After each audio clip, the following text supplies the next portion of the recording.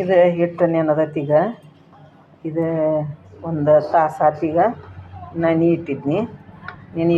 ಈಗ ಇದನ್ನು ಹಿಂಗೆ ನಾದ್ಕೋಬೇಕು ಇದನ್ನು ಎಲ್ಲ. ಆಮೇಲೆ ಇನ್ನೊಂದು ಏನಂತಂದ್ರೆ ಇದು ಸ್ವಲ್ಪ ಹಿಂಗೆ ಒಂದು ಹಿಂಗೆ ಕುಟಾಣಿ ತೊಗೊಂಡು ಹಿಂಗೆ ಕುಟ್ಬೇಕು ಅದನ್ನು ಹಿಟ್ಟು. ಈಗ ಕುಟ್ಟೋದ್ರಿಂದ ಪಳ್ಳ ಆಕತಿ. ಅದು ಕರ್ಚಿಕಾಯಿ ಪಳ್ಳ ಭಾಳ ಆಕ್ಕವು.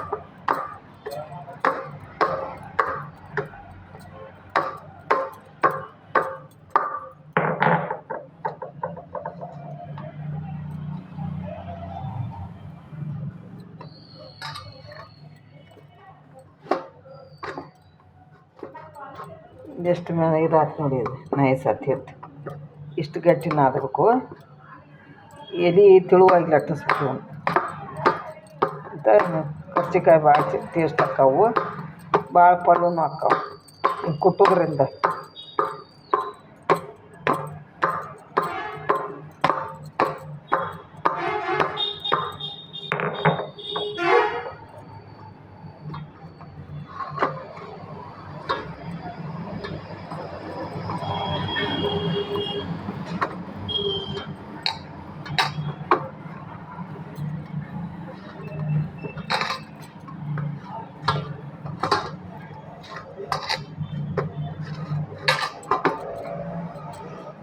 ಈಗ ಎಲ್ಲ ಇದನ್ನು ಕುಟ್ಟಿ ಇದನ್ನು ನೆನೆ ಇಟ್ಟದ್ದನ್ನು ಕುಟ್ಟಿದೆನು.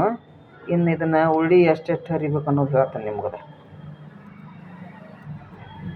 ಒಂದು ಕರ್ಚಿಕಾಯಿಗೆ ಇಷ್ಟಿಷ್ಟು ಉಳ್ಳಿ ಮಾಡ್ಬೇಕು. ಮಾಡಿ ಕಡ್ದಿಟ್ಕೋಬೇಕು. ಉಳ್ಳಿ ಲಟ್ಟಿಸ್ಬೇಕು. ಇಷ್ಟಿಷ್ಟು ಮಾಡಿ ಇಟ್ಕೋಬೇಕು.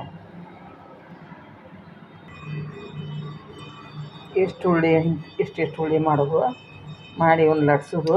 ಆಮೇಲೆ ಇದಕ್ಕೆ ಅಕ್ಕಿ ಹಿಟ್ಟು ಬೇಕು ಹಚ್ಚಕ್ಕೆ.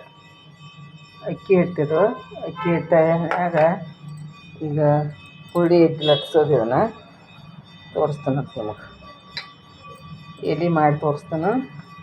ಇದು ಅಕ್ಕಿ ಹಿಟ್ಟಿದ್ದನ್ನು ಲಟ್ಟಿಸ್ಬೇಕು, ಪಳ್ಳ ಆಕ್ಕವು.